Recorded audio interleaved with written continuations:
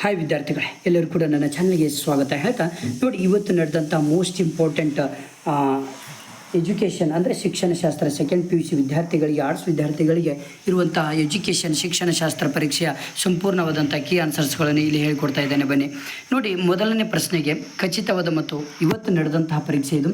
ಖಚಿತವಾದ ಮತ್ತು ಹೂವಿಗೆ ನಿಲುಕುವಂತಹ ಮನೋಸ್ಥಿತಿ ಯಾವುದು ಅಂದರೆ ಇಲ್ಲಿ ಸರಿಯಾದ ಉತ್ತರ ಇಲ್ಲಿ ಡಿ ಸರಿಯಾದ ಉತ್ತರ ಬರುತ್ತೆ, ಪ್ರತ್ಯಕ್ಷಾನುಭವ ಅಂತ ಬರುತ್ತೆ.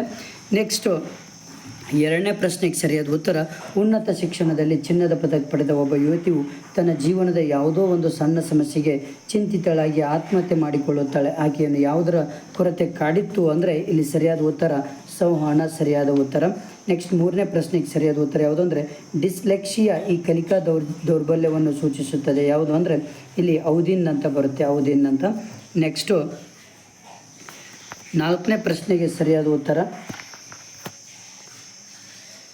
ಪೂರ್ವ ನಿರ್ಧರಿತ ಗುರಿಗಳನ್ನು ತಲುಪುವಂತೆ ಮಾಡಲು ಸಂಘಟನೆಯಲ್ಲಿನ ವ್ಯಕ್ತಿಗಳ ಕಾರ್ಯಗಳಲ್ಲಿ ಆಗುವ ಲೋಪದೋಷಗಳನ್ನು ಗುರುತಿಸುವ ನಿರ್ವಹಣಾ ಕಾರ್ಯವನ್ನು ಡ್ಯಾಶ್ ಎಂದು ಕರೆಯುವರು.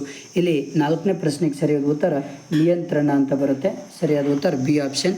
ಹೊಸ ಜ್ಞಾನವನ್ನು ಪಡೆಯುವ ಸಲುವಾಗಿ ವ್ಯವಸ್ಥಿತವಾದ ಪ್ರಯತ್ನವೇ ಯಾವುದು ಅಂದರೆ ಇಲ್ಲಿ ಐದನೇ ಪ್ರಶ್ನೆಗೆ ಸರಿಯಾದ ಉತ್ತರ ಸಂಶೋಧನೆ ಅಂತ ಬರುತ್ತೆ, ಸರಿಯಾದ ಉತ್ತರ ಸಿ ಆಪ್ಷನ್ ಸರಿಯಾದ ಉತ್ತರ ಬರುತ್ತೆ. Next fill in the blanks ನೋಡೋದಾದರೆ ಆರನೇ ಪ್ರಶ್ನೆಗೆ ಯಾವುದು ಅಂದರೆ ಇಲ್ಲಿ ಥೈರಾಕ್ಸಿನ್ ಬರುತ್ತೆ, ಥೈರಾಕ್ಸಿನ್ ಸರಿಯಾದ ಉತ್ತರ ಆರನೇ ಪ್ರಶ್ನೆಗೆ. ಏಳನೇ ಪ್ರಶ್ನೆಗೆ ಸರಿಯಾದ ಉತ್ತರ 45ನೇ ವಿಧಿ ಬರುತ್ತೆ. ನೆಕ್ಸ್ಟ್ 48ನೇ ಪ್ರಶ್ನೆಗೆ ಸರಿಯಾದ ಉತ್ತರ MCI ಅಂತ ಬರುತ್ತೆ, ಸರಿಯಾದ ಉತ್ತರ MCI. 9ನೇ ಪ್ರಶ್ನೆಗೆ ಸರಿಯಾದ ಉತ್ತರ ಕಮ್ಯೂಸ್ ಅಂತ ಬರುತ್ತೆ.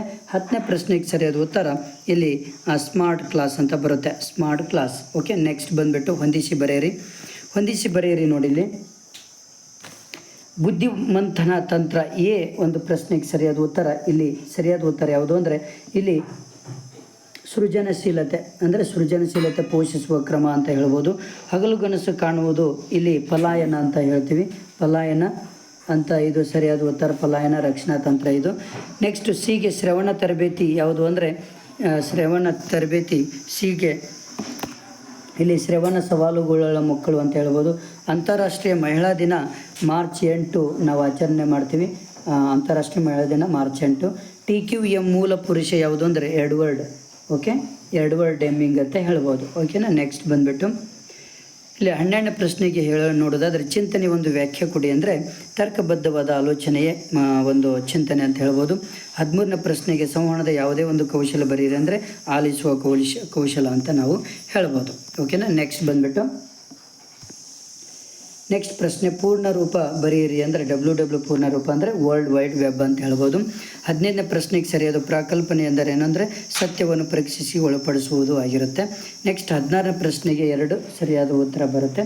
ನೆಕ್ಸ್ಟ್ ಬಂದುಬಿಟ್ಟು 17ನೇ ಪ್ರಶ್ನೆಗೆ ಸರಿಯಾದ ಉತ್ತರ ಸಂವೇದನೆ ಯಾವುದೇ 2 ಲಕ್ಷಣಗಳನ್ನು ತಿಳಿಸಿ ಅಂದರೆ ಗುಣಮಟ್ಟ ತೀವ್ರತೆ ಇರುತ್ತೆ. 18ನೇ ಪ್ರಶ್ನೆಗೆ ಸರಿಯಾದ ಉತ್ತರ ಉದ್ಯೋಗ ಆಶಾಭಂಗ, 2 ಪಾಯಿಂಟ್ಸ್ಗಳನ್ನು ಬರೆದ್ರೆ ಸಾಕು. ಇಲ್ಲಿ 19ನೇಗೆ ಉದ್ಯೋಗ ಮತ್ತು ಆಶಾಭಂಗ ಬರೆದ್ರೆ ಆಯಿತು. 20ನೇ ಪ್ರಶ್ನೆಗೆ ನೋಡಿ 2 ಪಾಯಿಂಟ್ಸ್ಗಳನ್ನು ಬರೀಬೇಕು, ಸ್ನಾಯು ಸೆಳೆತ ನಡಿಗೆಯಲ್ಲಿ ವೈದ್ಯವು. ನೆಕ್ಸ್ಟ್ 21ನೇ ಪ್ರಶ್ನೆಗೆ ಸರಿಯಾದ 2 ಪಾಯಿಂಟ್ಸ್ಗಳು ಯಾವುದು ಅಂದರೆ ವೈದ್ಯಕೀಯ ತಪಾಸಣೆ, ಬೆಳಕಿನ ವ್ಯವಸ್ಥೆ. ನೆಕ್ಸ್ಟ್ 23ನೇ ಪ್ರಶ್ನೆಗೆ ನೋಡಿ ಗುಣಮಟ್ಟದ ಯಾವುದಾದ್ರೂ 2 ಪ್ರಮುಖ ಅಂಶಗಳನ್ನು ಬರೆಯಿರಿ ಅಂದರೆ ಒಂದು ಭರವಸೆ, ಇನ್ನೊಂದು ಲಭ್ಯತೆ ಅಂತ ಹೇಳ್ಬೋದು.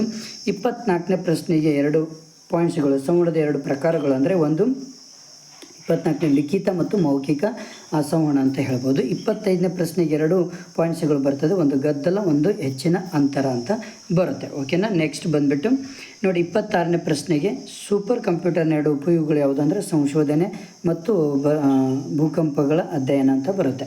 27 ಗಣಕಯಂತ್ರದಲ್ಲಿ ಬಳಸುವ ಯಾವುದಾದ್ರೂ 2 ಆಗಮನಾಂಗ ಸಾಧನಗಳು ಹೆಸರಿಸಿ ಅಂದರೆ ಮೌಸ್ ಮತ್ತು ಕೀಬೋರ್ಡ್ ಅಂತ ಬರುತ್ತೆ. 28ನೇದು ಸಮಯಕ್ಕೆ ಸರಿಯಾಗಿ ಶಾಲೆಯ ಹಾಜರಿ ಬರುವಂಥದ್ದು. ನೆಕ್ಸ್ಟು ಮನೆ ಪಾಠ ಮಾಡುವುದು. ಓಕೆನಾ.